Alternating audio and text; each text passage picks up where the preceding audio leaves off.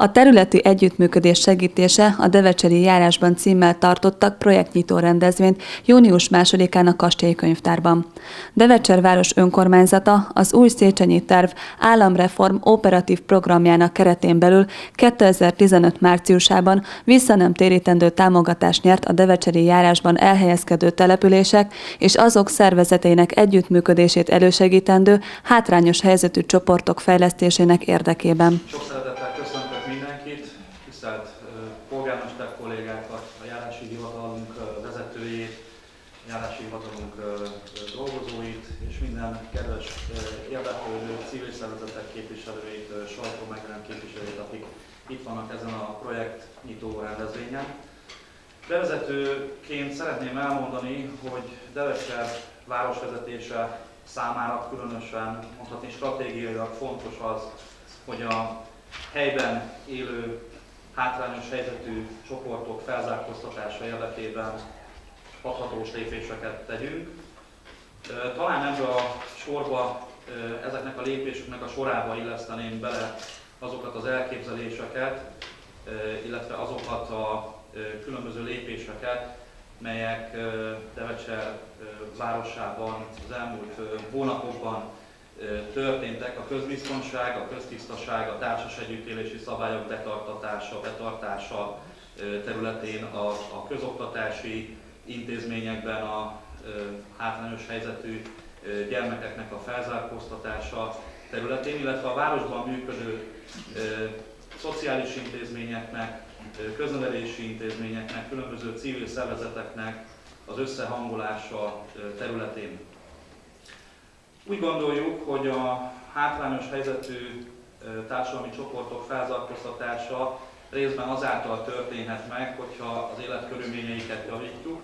Ugye ide illeszkedik az a törekvés városunkban, hogy jelenleg is zajlik egy köztisztasági program, mely alapvetően hulladékgazdálkodásról a területünkön, a közigazgatási területünkön az elmúlt években, mondhatni évtizedekben felhalmozott, többnyire mondhatni illegálisan lerakott hulladéknak az eltüntetésére vonatkozik, és én azt gondolom, hogy ez elég sikeresen zajlik, tehát most már több mint 30 tonnányi használt gumiabroncsot szállítottunk el, és hogyha sikerül ezt befejezni, akkor szelektíven igyekszünk a lakossági hulladékot, amelyre jelenleg nincsenek különböző szerződések, tehát hulladékszállítási szerződések, ezeket az önkormányzat segíti elszállítani. Ugye itt főként szintén ugye a hátrányos helyzetű csoportok érintettek, akiknek a területükön, ingatlanjaik környékén ugye nagy mennyiségű hulladékot találtunk, de ez a mennyiség egyébként most már radikálisan lecsökkent. Ide vonatkoztatnám azokat a közbiztonsággal kapcsolatos törekvéseket is, melyek szintén az életkörülmények javítását fogják eredményezni, reményeink szerint, hiszen hogyha Devecser, illetve maga a térség is egy tiszta, élhető, rendezett település lesz, ahol biztonságban, nyugalomban élhetnek az emberek. Én azt gondolom, hogy az a teljes közösségnek a jólétét, a komfort érzetét fogja javítani, és ebben tudjuk elképzelni azokat a hátrányos csoportokat is, akiket reményeink szerint sikerül mindannyiukat a közösség hasznos, építő és másolható tagjaivá tennünk, tehát azokat a kiilleszkedett társadalmi csoportokat sikerül beintegrálni a közösségünkbe, akiket a munkavilágán keresztül szeretnénk a társas együttélés szabálynak a betartására rábírni. Tehát mi elsősorban abban hiszünk, hogy szeretnénk munkát adni ezeknek az embereknek. Természetesen mi is élünk itt Devecserben a Start munkaprogram kínálta lehetőséggel, tehát foglalkoztatjuk ezeket az embereket, de abban hiszünk, hogy maga a Start munkaprogram az alapvetően nem foglalkoztatáspolitikai kérdés, hanem sokkal inkább egy szociálpolitikai kérdés. Mi a foglalkoztatáspolitikát hosszú távon nem a Start munkaprogramon keresztül, hanem valódi munkahely teremtésen keresztül képzeljük el, és Devecser városi önkormányzata az elmúlt időszakban két nagy befektetővel is eredményesen tárgyalt annak érdekében, hogy reményeink szerint már idén közel 150 munkahelyet tudunk létesíteni, amely nyilvánvalóan rendelkezésre fog állni azoknak a társadalmi csoportoknak a felzárkóztatása szempontjából is, akiknek a megszólítása egyébként pont ennek a projektnek a feladata.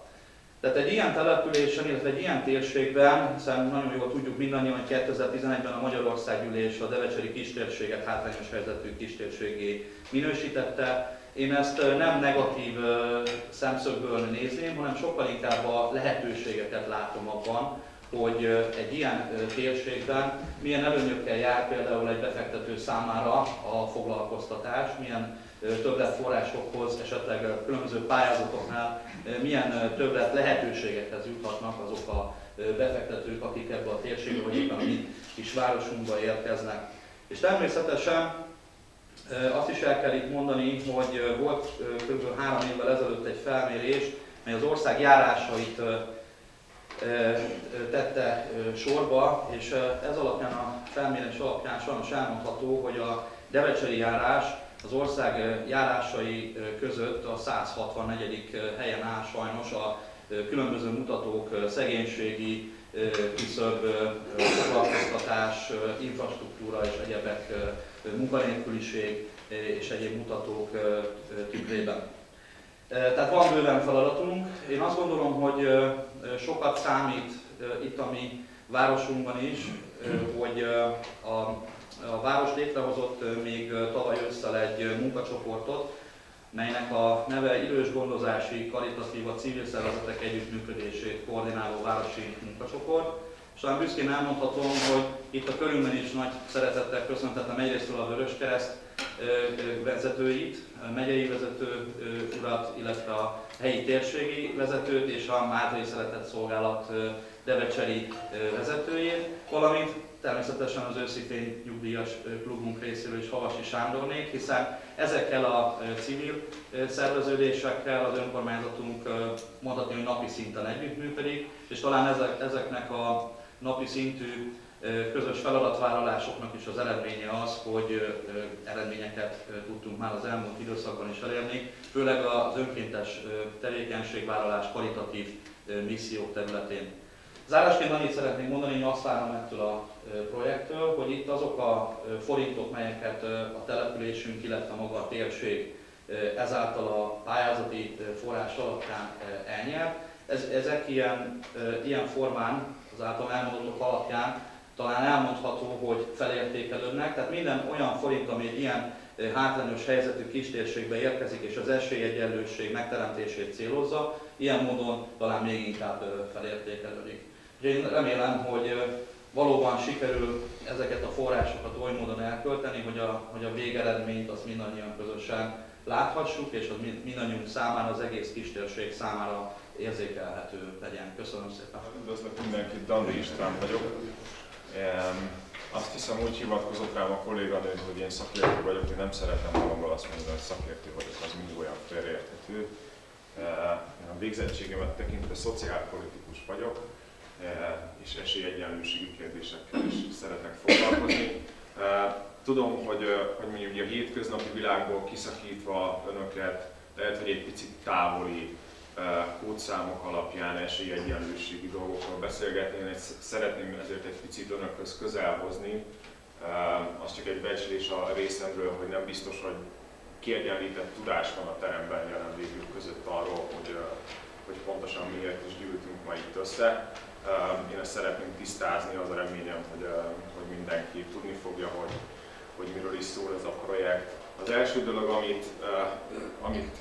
ami kapcsán azt hiszem, hogy magyarázattal tartozom, az a Ronda Árok nevű kifejezés, ez az Államreform Operatív Program rövidítése. Ne ijedjenek meg, nem akarunk államreformot csinálni, de annak a helyi betületét, ami a közigazgatást, a járást, az egyes településeket illeti, azokat is igazából megreformálni akarjuk, de szeretnénk megnézni, hogy melyek azok a területek, melyek a járást alkotó településeken az esélyegyenlőség kapcsán, hát hogy is mondjam, kérdésesek, lehet, hogy jobb együttműködéseket lehetne kialakítani, ezek kapcsán, és a többi, és a többi. Lehet, hogy valakiben az a nagyon jogos kérdés is felmerül, hogy hát jó, az esélyegyenlőség az egy ilyen divatos szó manapság, de miért is kell erről beszélni? Mondok rá egy nagyon prózai okot. Aki most itt nem polgármesterből van, hanem valami másból, az lehet, hogy nem tudja, hogy ma Magyarországon egy település, hogyha szeretne bővíteni, fejleszteni, álmodozni, és ehhez pályázati forrást kíván igénybe venni, akkor ez csak úgy teheti meg, hogyha az esélyegyenlőségi törvényünkben meghatározottak alapján elkészít egy úgynevezett helyi esélyegyenlőségi programot, ebben bizonyos dolgokat tematikusan végigvesz, ezt elkészíti, határozattal elfogadja, a Tűr István Képzés Kutatóintézet által is, amit a lektorátja is elfogadja, és próbálja ezek alapján egy ilyen 2 éves tervezési ütemben megvalósítani mindazokat az intézkedéseket, amelyek ehhez a izgalmas szóhoz esélyegyenlőség kapcsolódnak. És hogy picit beszéljünk erről a dologról, hogy mit jelent ez. Ugye a hatályos jogszabály alapján legalább 5 olyan kockázattal szembesülő társadalmi csoporttal, kockázati csoporttal kell foglalkoznia a településeknek ezekben a tervekben, amelyek valamiért nagyobb eséllyel szenvedhetnek hátrányt, nem biztos, hogy ugyanolyan esélyekkel indulnak. Ide tartoznak a szegénységben, mély szegénységben élők, ezen a csoporton belül is külön kiemelve a roma nemzetiségű származásúakat. A roma származású emberek valamiért ugye általában felülreprezentáltak, hogyha szegénységi mutatókat nézünk.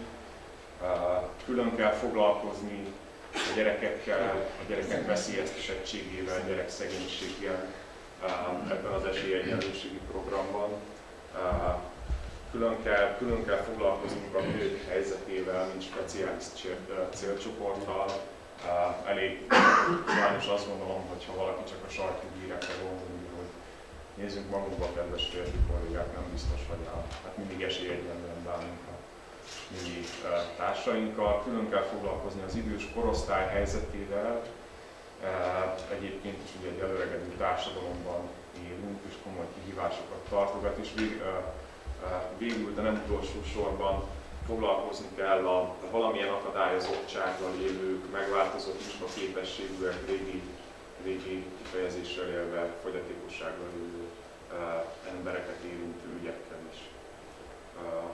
Ez a projekt valami olyasmit vállal, hogy ez egyébként idén úgyis aktuálisan felülvizsgálandó helyi esélyegyenlőségi programokat, ne csak, hogy mondjuk, mint egy dobozba zárva, önállóan készítse el a devecseri járáshoz tartozó települések mindegyike, hanem valahogy az egész legyen több, mint a részek összessége, próbáljuk meg megtalálni azokat a csatlakozási, kapcsolódási pontokat, amelyek révén pozitív energiák nyerhetők, és ha lehet, akkor ezzel párhuzamosan nézzük azokat a leendő, jövőben igénybe vehető fejlesztési forrásokat, amelyekre ezek alapján pályázhatnak is a települések, vagy maga a kistérségi társulás, azért, hogy ez ne csak az íróasztalnak maradjon.